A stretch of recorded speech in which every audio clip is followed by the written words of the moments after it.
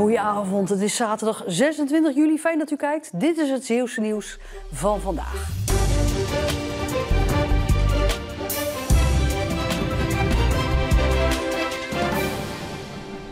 Topdrukte bij de Westerschelde-ferry dit weekend. Door personeelstekort vaart de veerdienst maar 1 keer per uur in plaats van de gebruikelijke 2 keer. En dat betekent aan beide kanten van de Schelde aanschuiven. Toen we hier aankwamen hadden we nog geen rekening mee gehouden. Nee, we dachten gewoon dat we snel de boot zouden kunnen pakken. Maar dat is nu 3 kwartier wachten. Dat is matig, ja.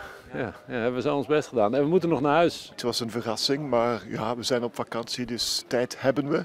Het werkt dus allemaal niet mee vandaag. Drukte, wachtrijen en dan kon er ook nog eens niet gereserveerd worden omdat de website er een paar uur uit lag. We moeten alsnog nu in de rij gaan staan om een kaartje voor de fiets te reserveren. Ik vind het niet zo dramatisch hoor. We hebben vakantie, dus ja, dat is overmacht denk ik. Dus je doet daar weinig aan. Veel wachten dus. Gelukkig werd de tijd vandaag nuttig besteed. We hebben net even gekeken bij de sluis. Oh ja. Ik ben aan het lezen, ja inderdaad. Een heel oude boek, Les Cavaliers, de Ruiters, van Joseph Kessel. Al die mensen kijken die voorbij komen. Lekker op een bankje met een koffie zitten. Maar gelukkig komt iedereen uiteindelijk aan de overkant. Zo, jullie zijn er. Ja, blij dat we er zijn.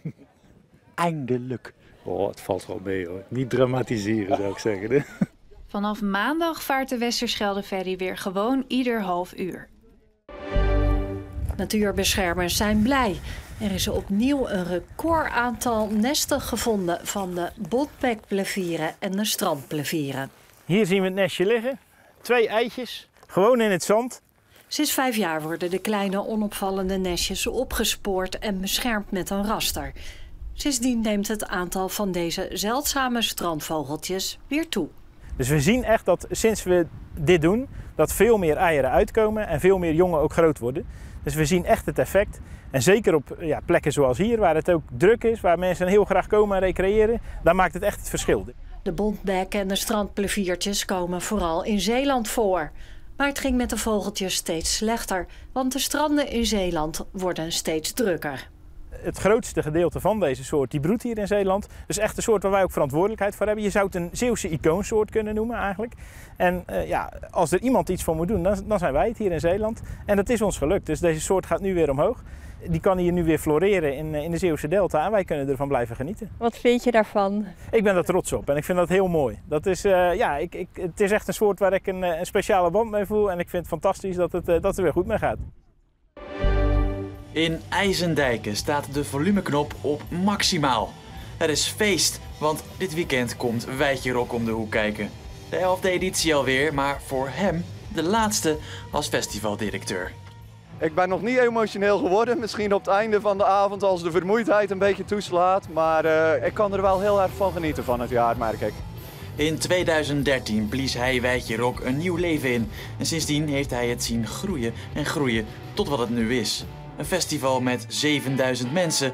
En dat is toch wat anders dan de 850 bezoekers in 2013. Zelf een podium gebouwd, zelf met tentjes in de weer.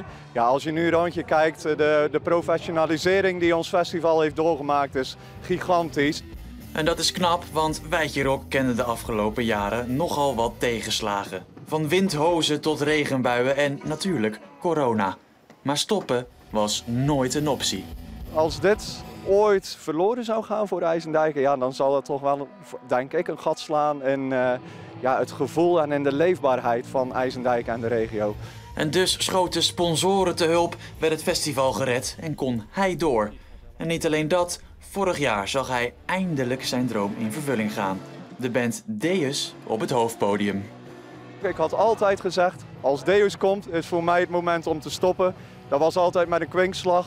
Ik ben nog een jaartje doorgegaan, maar nu is het dan voor mij het laatste jaar aangebroken. Volgend jaar is het gewoon weer Wijtje Rock, maar dan zal hij, net als deze mensen, genieten op een bankje. Het Schouwse elftal speelde vrijdagavond een oefenwedstrijd tegen FC Groningen. Dat speelt in de eredivisie. En hier wordt de doelman van Groningen bijna verrast door Ramon Jansson, normaal speler van MZC 11.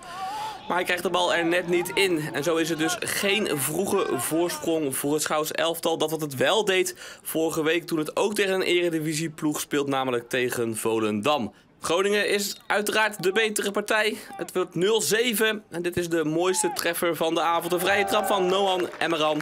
Het zit erop voor het Schouws elftal. Ze speelden 3 wedstrijden deze zomer en nu gaan de spelers weer terug met een goed gevoel naar hun eigen club. Het is hartstikke leuk, maar het gaat wel een tempootje of 10 hoger.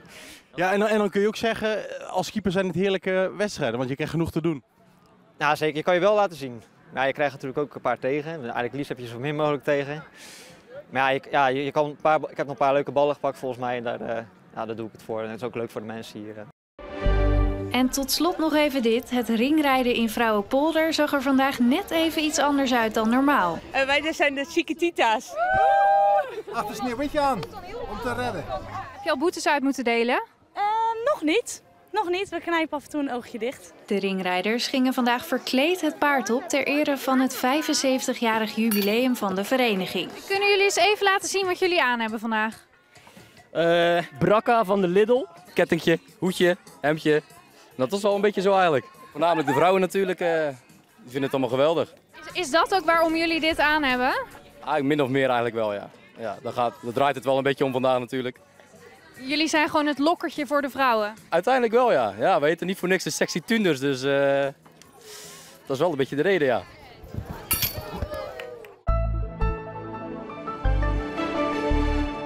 We begonnen deze zaterdag met best wel veel bewolking in de ochtend, maar in de loop van de middag kwam de zon tevoorschijn en kregen we brede opklaringen.